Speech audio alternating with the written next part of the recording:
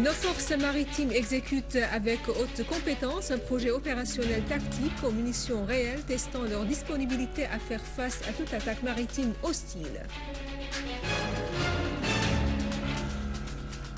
Poursuite des terroristes dans les campagnes d'Alep, d'Idleb, Homs, Dar'a et Deir ez-Zor.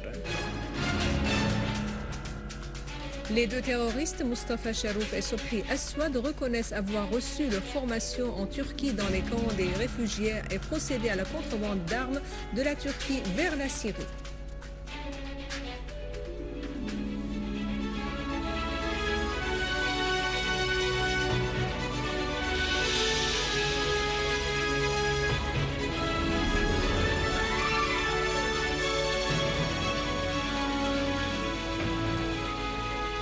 Bonjour, après les titres, voici notre journal.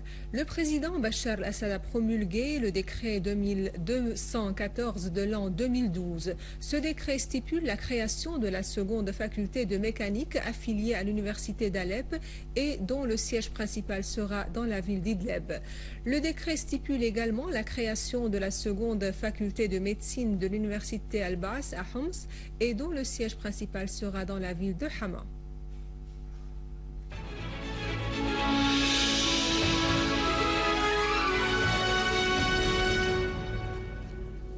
Nos forces armées ont entamé l'exécution d'un plan de formation et d'entraînement de combat selon le calendrier mis en place par le commandement général de l'armée et des forces armées pour l'année en cours et qui durera quelques jours avec la participation de toutes les formations terrestres, maritimes et aériennes afin de tester la disponibilité et le qui-vive des soldats pour exécuter des missions simulées.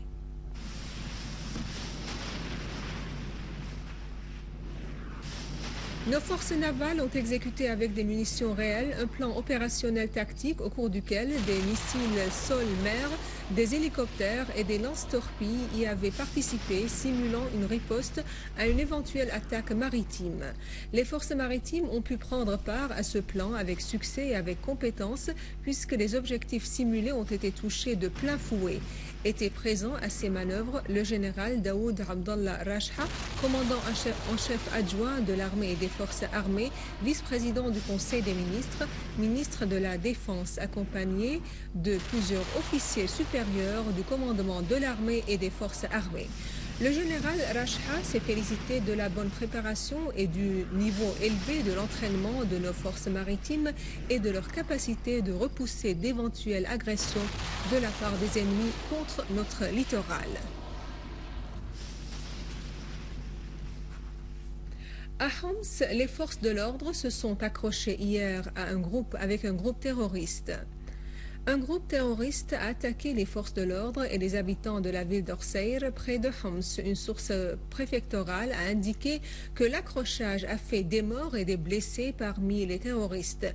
2 voitures équipées de mitrailleuses ont été détruites alors que parmi les forces de l'ordre, 2 éléments ont été blessés.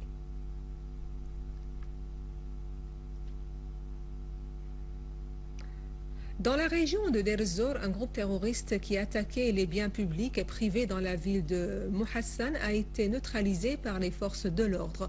Le groupe terroriste a subi de graves pertes. 2 voitures semi-remorques équipées de mitrailleuses ont été entièrement détruites. Une source à la préfecture de Deir ez-Zor a précisé de même que les forces de l'ordre ont attaqué un groupe terroriste à Al-Mayadine, lui infligeant de graves pertes. À la campagne d'Idleb, les services compétents ont déjoué une tentative d'un groupe terroriste armé de s'infiltrer en Syrie depuis les territoires turcs à Bab el-Hawa dans la région de Harem.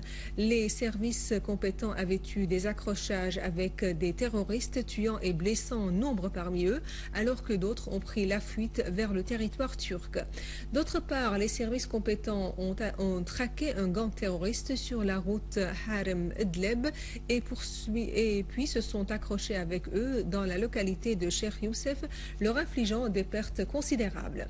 Dans la même région, 5 engins explosifs plantés par les terroristes pesant entre 50 et 70 kg ont été également désamorcés.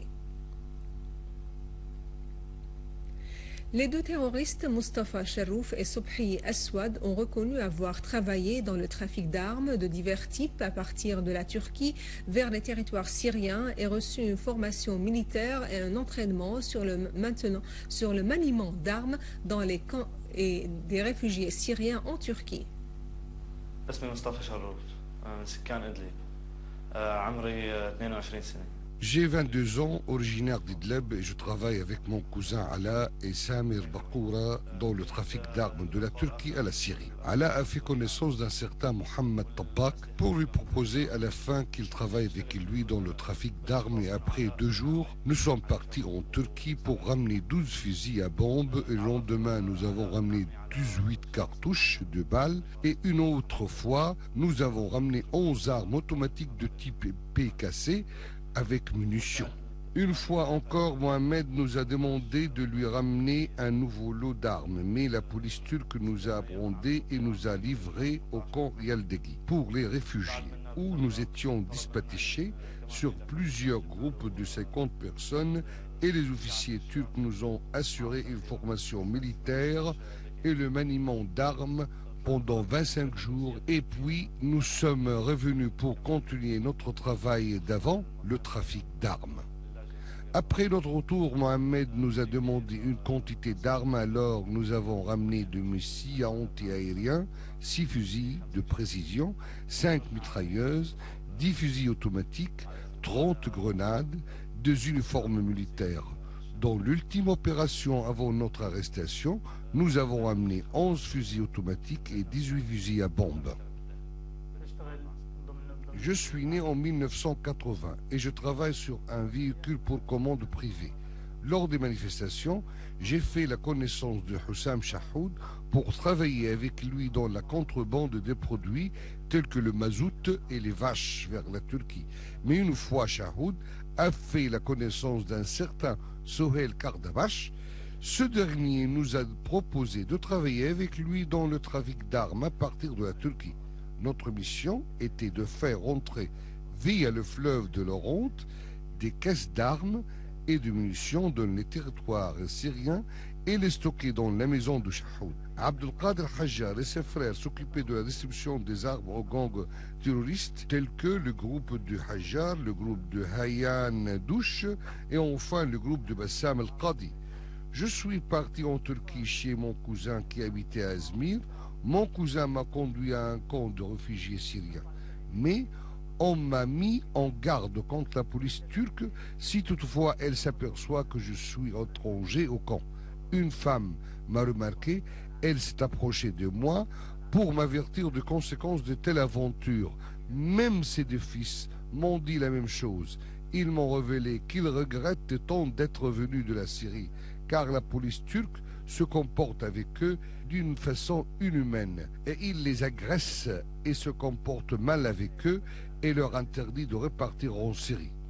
Le lendemain, nous sommes partis au camp Yildagi, où des combattants de Syrie reçoivent des entraînements et une formation militaire. À la fin de ce journal, je vous rappelle les principales informations. Nos forces maritimes exécutent avec haute compétence un projet opérationnel tactique aux munitions réelles testant leur disponibilité à faire face à toute attaque maritime hostile.